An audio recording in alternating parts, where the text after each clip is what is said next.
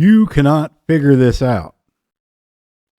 You're feeding your kids or your grandkids the same things we ate as kids. And we didn't get obese. We didn't gain weight as a kid, but they are. And it's driving you crazy. Well, I am going to show you why your kids are gaining weight, why your kids have fatty liver, why your kids are getting type 2 diabetes when they didn't get that in the 70s and the 60s and every year before that. So about the 1980s, foods changed.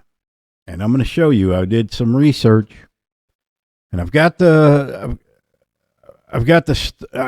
stuff to show you, man. Okay, we're going to pop over here to the other screen in a minute, and what we're going to do is we're going to take 5 products that we ate as children. Now, you know, in the summertime, you know, during school year, you ate at school. Okay, maybe you brought your own lunch and ate a sandwich. But when you were home in the summer, we had Campbell soup. Okay, we had a bologna sandwich on Wonderbread. Maybe you didn't have Wonderbread. A lot of people did, and it was good. You had to have Wonderbread, especially with peanut butter and jelly. It was just good. And there's a reason why it was that good. We had Kraft macaroni and cheese. Yeah, I ate that up until a couple years ago, knowing that it wasn't good for me.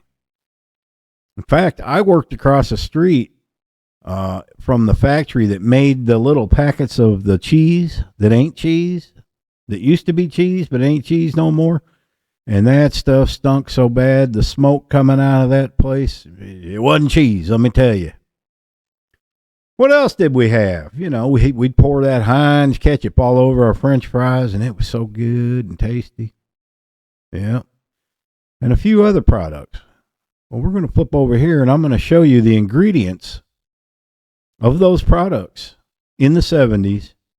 And then I'm going to show you all the ingredients in that very same product today. Are you ready? Because it's going to piss you off, and it should. But this is something, and now most of us are aware of this, that this has happened.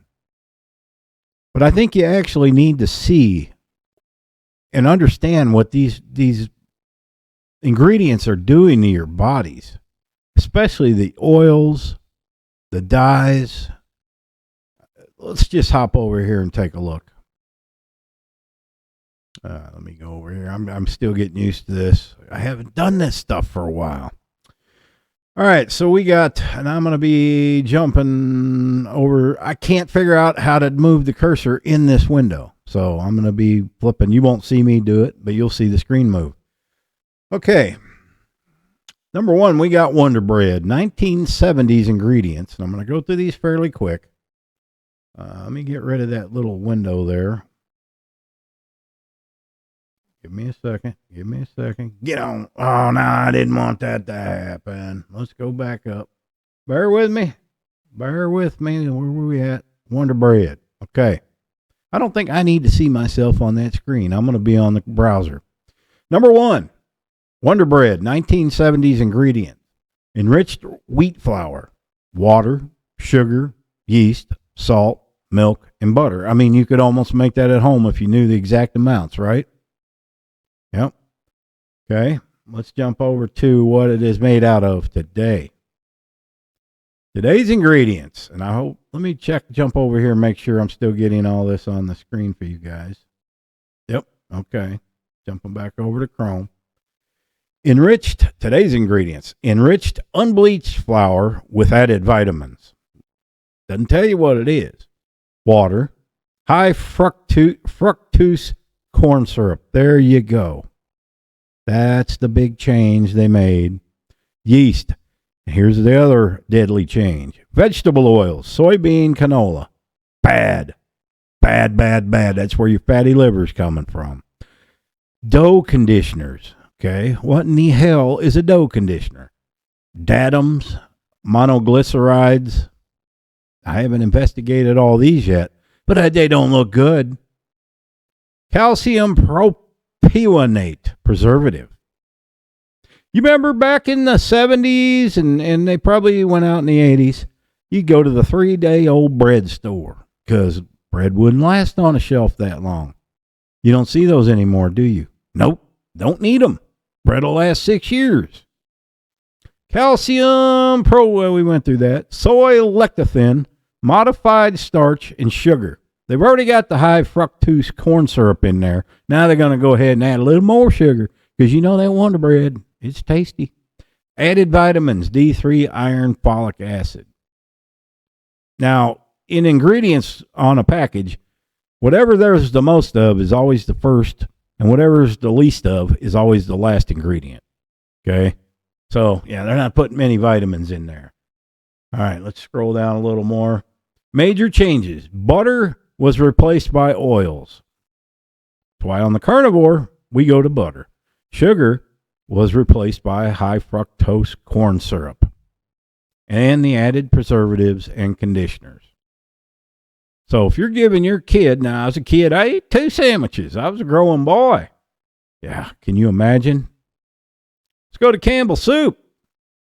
Everybody loved some Campbell soup back in the day. Not everybody's mom made homemade soup. Mine did not. 1970s ingredients. I guess we're doing chicken noodle here. Chicken broth, salt, chicken pieces. I had an old girlfriend that worked for Campbell soup, so I heard about it. I won't eat it now. Pasta. That would be the little noodles, vegetables, and natural spices.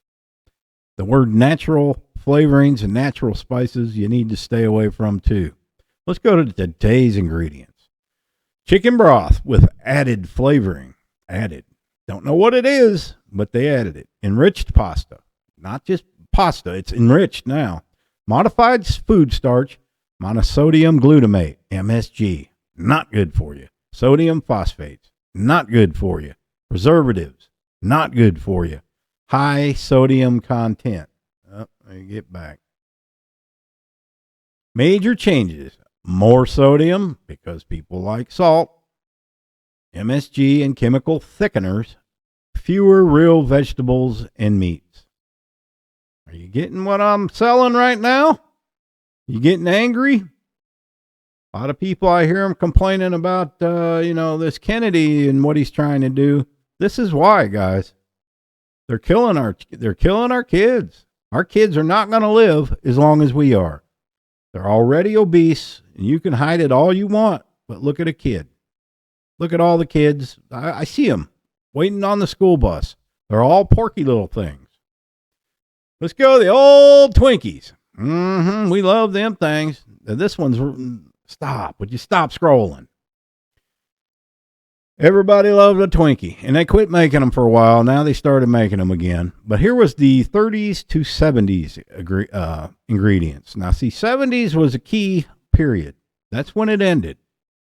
Enriched flour, sugar, and they're talking real sugar cane sugar, still bad for you. Eggs, milk, shortening, real banana or vanilla cream. Today's ingredients. High fructose corn syrup. Pretty much anything with sugar has been replaced with that high fructose corn syrup. Partially hydrogenated oils. Bad. Again, there we are with the oils. Bleached flour. Now, have you noticed that the flours are bleached? Polysorbate 60. Can't be good. Artificial flavor and dyes. Sorbic acid. Preservative. Don't eat Twinkies, man. Let's look at the major changes. Fewer natural ingredients. I mean, they weren't good for you in the 70s, but we never got fat. More synthetic fillers and shelf stabilizers. Now, that would probably go for all the little Debbie cakes that you see for $1. They get the big box for $2, whatever it is. The oatmeal pies and things like that. They're putting this stuff in. Heinz ketchup. And I'm going to give you an alternative for ketchup here in a second. 1970s ingredients. Tomatoes, vinegar, sugar, salt, and spices. Doesn't get any more simple than that. That's real ketchup. That's how you make it. That's how they made it for 100 years. Today's ingredients. Tomato concentrate. Notice tomatoes is gone. Tomatoes concentrate, distilled vinegar, high fructose corn syrup, Corn syrup, as if the fructose corn syrup wasn't enough, they got to put more in. Salt, natural flavoring. Natural flavoring, there it is. You don't know what that is. That could be 10 different things. Dyes, who knows? Major changes. Sugar replaced with high fructose corn syrup, additives for shelf life and flavor consistency. They don't care about you. They care how long their product will sit on a shelf. Because you don't have truck drivers anymore. Everything comes in, and sits there until it sells. You can blame Walmart for some of this. Kraft mac and cheese. Everybody loved that, didn't you? Look at this. There was only a couple ingredients. Macaroni, cheese powder with milk powder, salt, and spices. I don't know how you get powder from cheese, but they did it. But it was cheese. Now, look today. Look at this. Enriched macaroni. Enriched. Means they did something to make you fat. Whey and milk protein concentrate. There's concentrate again. Sodium triphosphate. Yellow number 5, yellow 6, artificial dyes. Artificial dyes. Where do you think that stuff goes when you digest it? It has to go to your kidneys, your liver, all that has to process it. It sees that. If I were to eat that now, here's my kidneys and liver would be going, what's this?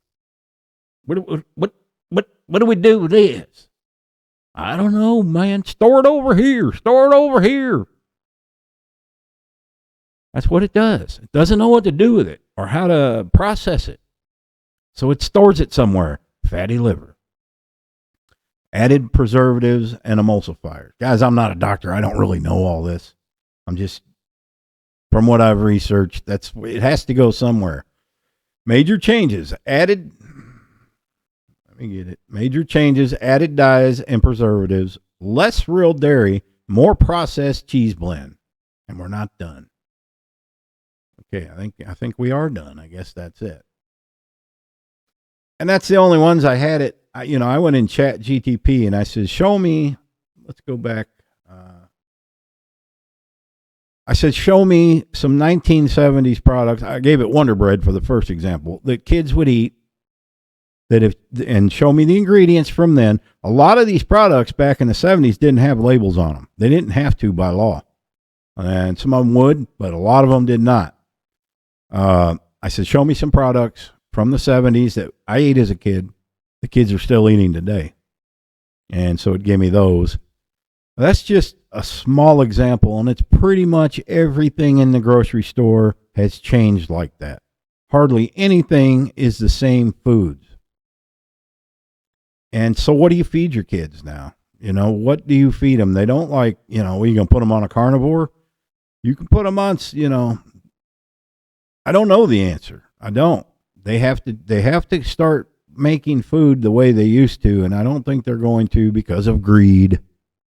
But that's what's making kids fat today. That's what's giving kids type 2 diabetes, fatty liver. Kids didn't never get those.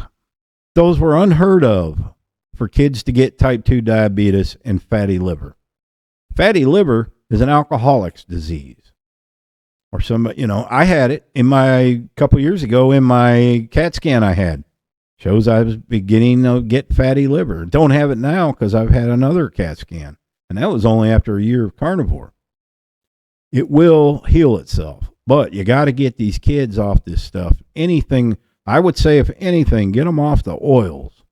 Vegetable oils. Don't be frying French fries in that vegetable oil. Soybean oils. Use beef tallow. It is good. They will like it. Use olive oil. I don't even try to use much olive oil. But we just you're going to have to start reading labels.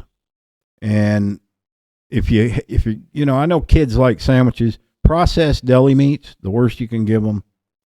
Peanut butter is not the same as it used to be. Bake your own bread, I guess, if they have to have bread. Find alternatives, Anyway, I just thought I would show you guys what I discovered, what I already knew, but I didn't see it in black and white. There it is. So let me know what you think in the comments. And Come up with some ideas. What do you feed your kids now? Happy trails.